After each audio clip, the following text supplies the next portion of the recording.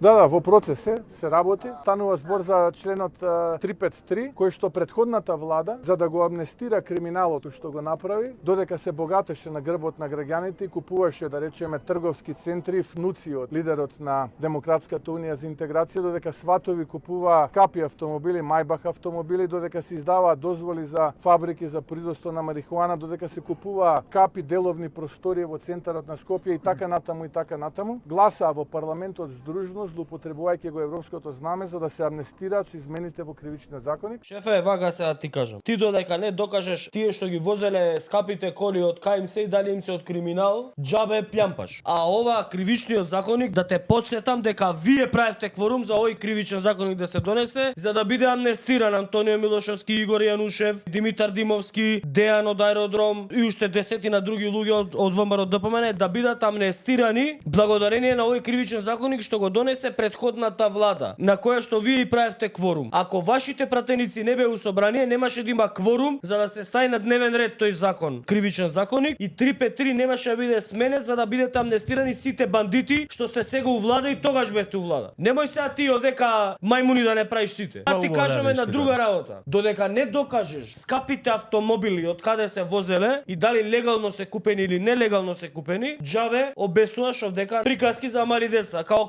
Ѓорги Колозов овдека.